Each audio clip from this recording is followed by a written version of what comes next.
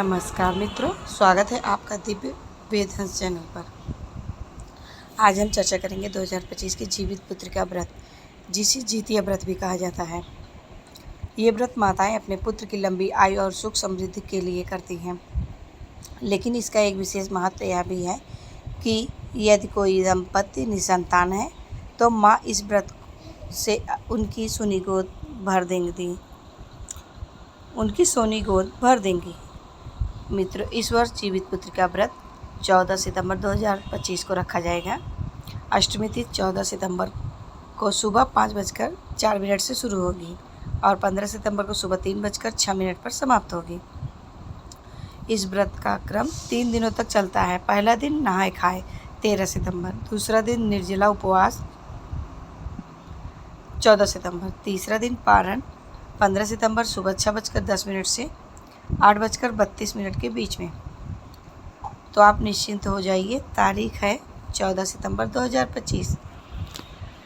इस व्रत का महत्व अत्यंत गहरा है। माताएं इस दिन निर्जला रहकर उपवास करती हैं, यानी न अन्न न पानी। माँ का यह त्याग और तपस्या पुत्र के जीवन में हर संकट को टाल देती है। मान्यता है कि जीवित पुत्री का व्रत करने से पुत्र की आयु बढ़ती है, उसका स्वास्थ्य अच्छा रहता है और परिवार में समृद्धि आती है। यही नहीं, यह व्रत उन दंपतियों के लिए भी अत्यंत फलदायी है जिनके जीवन में संतान सुख नहीं है।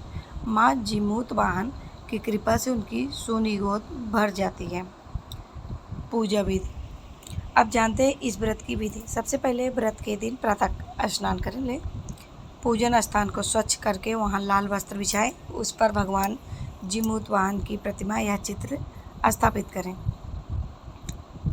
साथ में चील और सियार की प्रतिमाएं भी रखें। दीपक जलाएं, धूप बत्ती और पुष्प अर्पित करें। अब जीवित पुत्रिका व्रत कथा का पाठ करें। माँ को चुनरी, सिंदूर और फल अर्पित करें।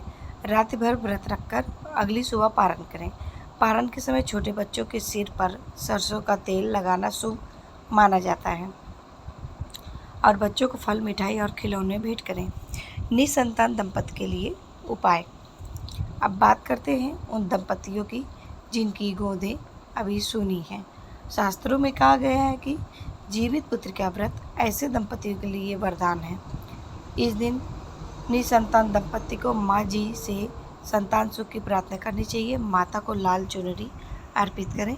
पूजा में नारियल, सुपारी और हल्दी रखें। व्रत के बाद छोटे बच्चों को वस्त्र, फल और मिठाई बांटें। साथ ही गाय को रोटी और गुड़ खिलाएं। विश्वास रखिए, माँ आपकी झोली जरूर भरेंगी। विशेष मंत्र और प्रार्थना। संतान प्राप्त हेतु प्रार्थना। हे जीवित पुत्रिका माता, हे जीमूत वाहन देव, हमारी सोनी गोद को भर दीजिए। हमारे जीवन में संतान का सुख प्रदान कीजिए। संतान गोपाल मंत्र 108 बार का जाप करें। ओम गोपालाय विद्महे वज्रनायकाय धीमहि तन्नो कृष्णा प्रचोदयात्। इस मंत्र को 108 बार जाप करें। जीवित पुत्रिका मंत्र 21 बार। ओम जीवित पुत्रिकाय नमः। इस मंत्र को आप 21 बार जाप करें।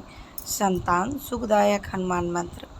ओम ह्रीं श्रीं क्लीं वज्राय हनुमते रामदूताय स्वाहा।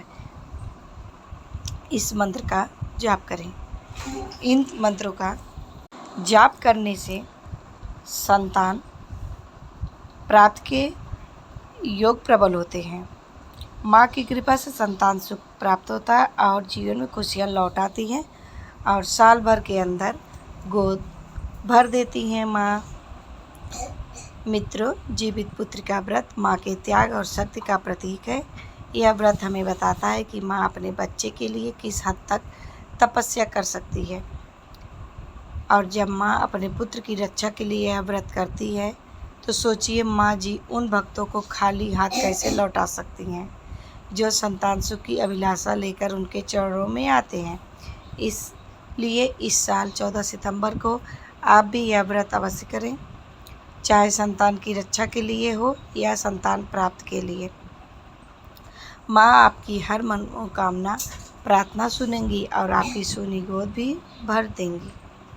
जय जीवित पुत्रिका माता की। तो दोस्तों, उम्मीद करती हूँ कि आप सबको मेरी ये वीडियो पसंद आई होगी।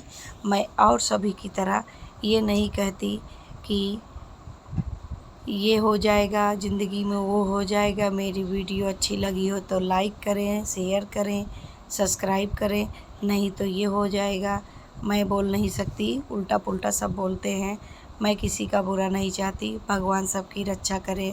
माँ जीवित पुत्रिका हर घर में सुख समृद्धि भर दें। दोस्तों, अगर आप सबको मेरी वीडियो अच्छी लगी हो तो आपका मन हो तभी आप मुझे सपोर्ट कीजिए, और कोई बात नहीं। जय माता दी।